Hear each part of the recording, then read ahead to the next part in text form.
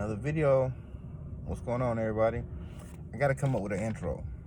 I'm gonna work on that, y'all. But another rant, another day. This is gonna be a little touchy here, so I hope you can follow me. This is not really. I talk from experience when I speak on this subject because I know a lot, been through a lot, seen a lot, been through a lot of the behind the scenes antics that goes on. So you gotta follow me. We're gonna talk about church. I know you like church. Church. Yes, church. Some of the, how I want to put it, some of the myths, per se, that people believe about church that's not true, and some of the things that are true that people just take out of context. Let's do it like that. We're going to start by saying, first of all, from the churches I've been to, the pastor's not getting y'all money, people. People think the pastors are getting these, your tithes and your offerings, and forget that church have bills. Light bills, gas bills, water bills.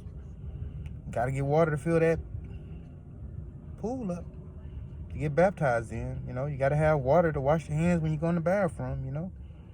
Somebody gotta pay that bill. And if you have a house, you know water bills do not come cheap. Light bills, not cheap. Gas bills, not cheap. And then you look at the members that you got in the church, and you might have 100 people. You might have 20 people. You might have 500 people. You might have 1,000. I don't know. But everybody's not giving. And some people will walk up to that plate, put $1 in. Some people will walk up in that plate, put change in. Everybody's not giving 20s and hundreds, and everybody's not really paying their tithes. Some people just go up there to be in the presence of everybody else giving. They don't have anything to give, or what they do have to give, they don't give. They just want to be giving with everybody. They want to be participating. So where you giving your tithes and offerings, it might be $200 because you're being legit and you're paying your tithes. Another person might walk up there and put $2 in. Is that their tithes and offerings? No. It's an offering, but it's not the tithes. So you add this money up at the end of the day, and you might get $400. You might get $500. But what's $500 when you got to pay for the building? You got to pay the lights, gas, water bill. You got to pay the staff in the church. What is $500? Splitting in so many different ways, and you broke that pie up, and now you, where do you see the pastor getting the money at? Oh, because he has a nice car. Oh. He doesn't work. Oh. He lives good. Oh. So are we worried about the wrong thing? On how he's getting the things he's getting? Or do you think because you're giving, he's taking? Because I'm quite sure he's not worried about how you got the car you got or the lifestyle you're living. No. Do he want you to be doing the right thing to get the things that you're getting? Yeah. As a man of God, he probably would. But in the same sense, they're not here to judge or condemn you either. So the way you condemning them, they can't throw those same stones at you for the lifestyle you live and the choices you make to get the things you get. And it frustrates me because I talk to people on a regular basis, and people tell me, you know, I ain't going to church, I'm not paying a pastor to give me a word, and he living better than me.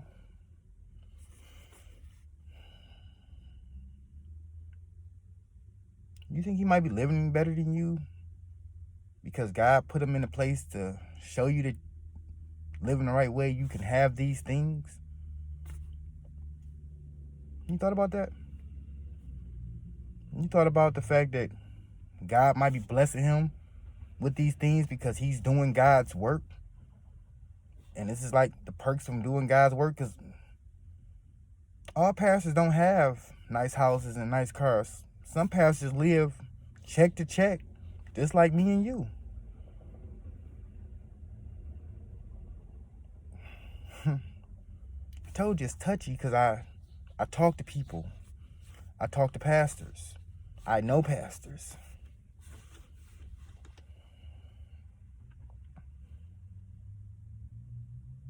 What's another thing I got to? It's so much.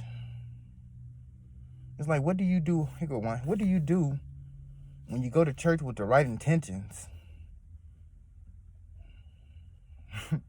but fall victim to the devil?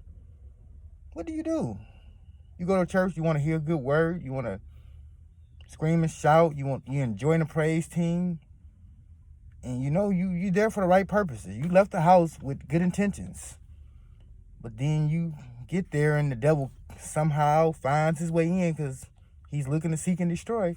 He finds his way in, and now you all into the praise and worship, and your peripheral vision sees the little tight little skirt that sister done wore over here, and the blouse she got on is, and the devil done creep in. So now your attention went from praise to worship to, you see what she got on? Whew. Whew. Lord, have mercy. So now, you in church, but every 3 to 4 seconds, you over there lusting. That's what you're doing, you're lusting. And it don't make it no better when he give you so many lustful options. So you just be in church looking around, lusting, but you didn't come there to lust. You didn't come there with that intentions. The devil done creeped in, took over your mind in service, in God's house, and you trying so hard to stay focused. The word is good. You hear the word. Every here and there, you be like, yeah, that was good. But that'd be so much better. If that one would be better, I know that one would be better. What do? How do you get your focus back? I told you. And it's like the sisters, when you wear this stuff, you come to church, don't you know God's going to look? Sister so-and-so look nice over there in her blouse today. Mama, yeah, she wearing that today. You compliment, don't say high-five your neighbors, because I swear on everything, we go try to high-five every female that we thought was on point when they walked in service. Hug a neighbor. I'm hugging every one of these neighbors I see. Because we done lost the intent on what we came to church for. And then when the preacher started preaching about it, or he gets to walking down our street and preaching about something that kind of relevant to our life, you feel like somebody done snitched on you, but the person that snitched on you is the man upstairs. He done told God to check you. God done told him to check you, should I say, and now he checking you, and you're not liking it. Yeah, it's back to this mask thing. This thing, I'll tell you, they get uncomfortable sometimes because you talk and it be hard to breathe sometimes, so. It also might be the devil trying to stop me from saying what I'm saying because he know I'm right. Yeah, I'm getting it out. I'm saying it. So, how do you get back on focus? How do you get your mind back set on God?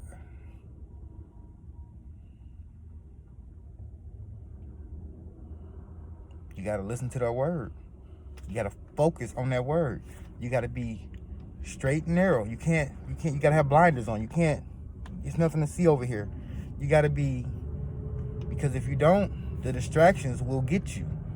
And then you went to church and the whole intent on getting that word, you miss most of it because you done got distracted and lustful for what you done seen with your eyes. Because the devil knows what we like, just like God knows what we like. And he will put in your face what you like to distract you from what you need to hear. So you got to stay focused. And this is not for guys, because believe it or not, women go through the same thing we go through. They see that brother come in that suit, and women like guys dressed up, nice haircut, lined up, beard. You know, they do. Just like we know what we like, they know what they like. And the devil will put in their presence the same thing he will put in our presence that we like. So you got to be focused. Focused. Sometimes that focus is hard to stay focused, but you got to stay focused.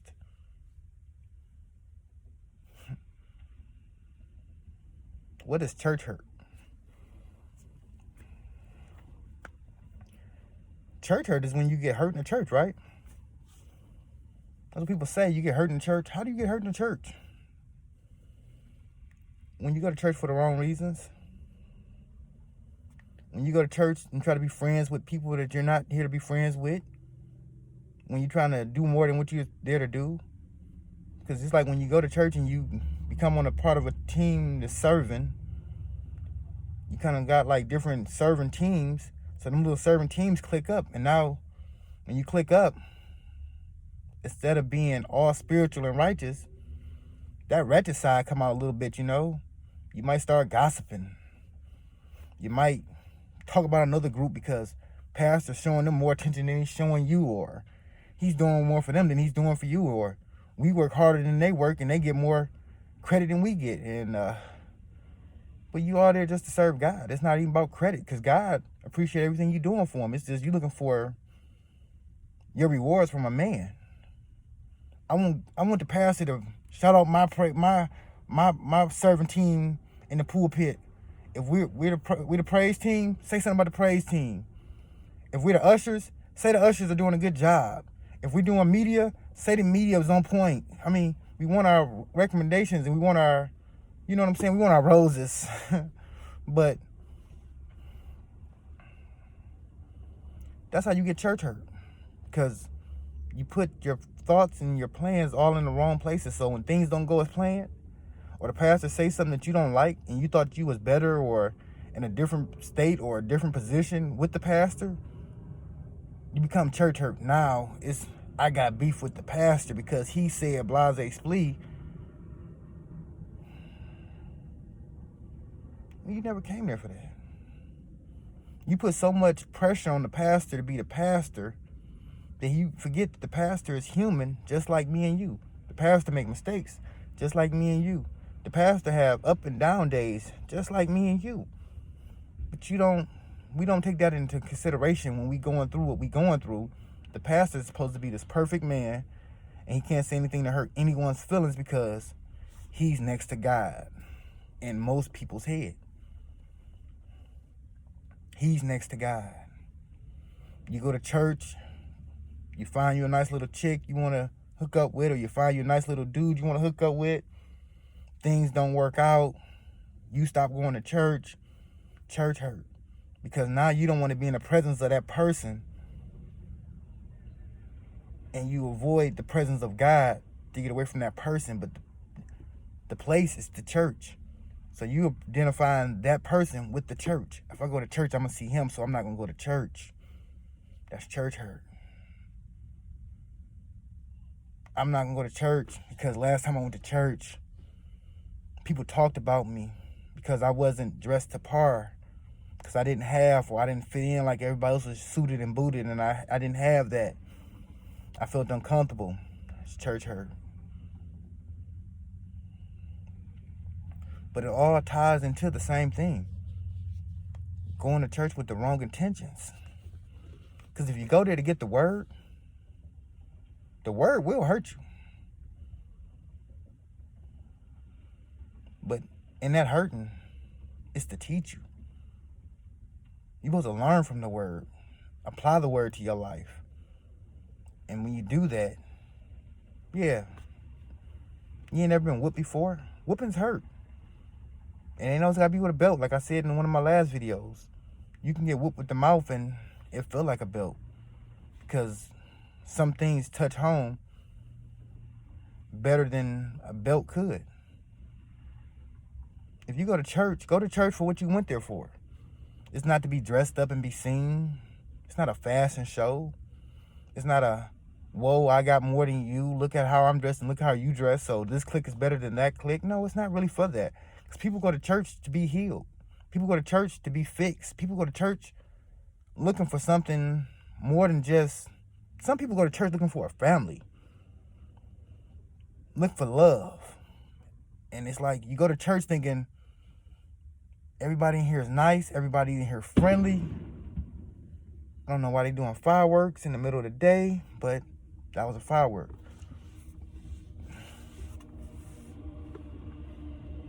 Yeah, everybody's looking. They want to know what that was. That was a firework. But you just got to stay on task. You got to know when you come into church, you come in to hear the word of God, be in the presence of God. You don't even have to be in the building to be in the presence of God. You can have church at home and feel like you in a church. It's not even about the building. How can you have church hurt at home? Because church hurt is not the building, it's the person. It's whatever you done built up inside of you, and whatever you looking for to be the excuse or the scapegoat to blame how you feeling. It's so easy just to blame it on the church and not go back to the church. Church ain't did nothing to you. Majority of the people in the church haven't did anything to you. So why would it be church hurt compared to regular hurt, relationship hurt, or just a misunderstanding between two different people? Why do we have to be church hurt?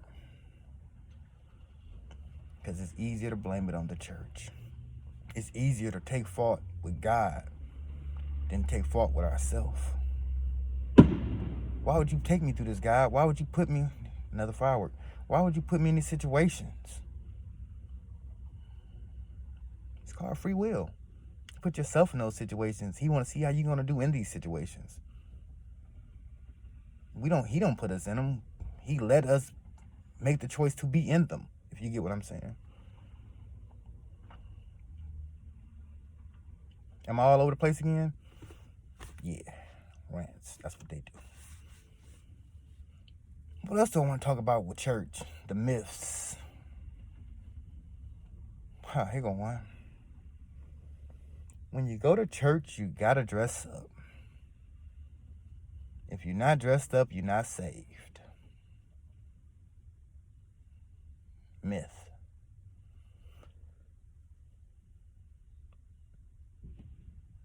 I don't know what's going on, but that's like the third, fourth firework I done seen now. I don't know why they doing that, but they keep doing it in my video.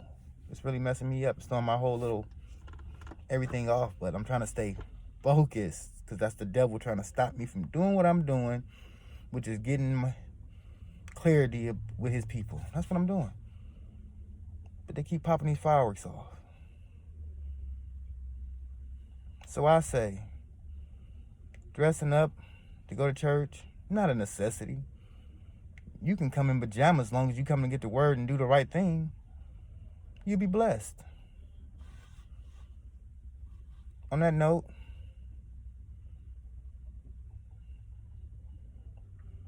do the best you can do.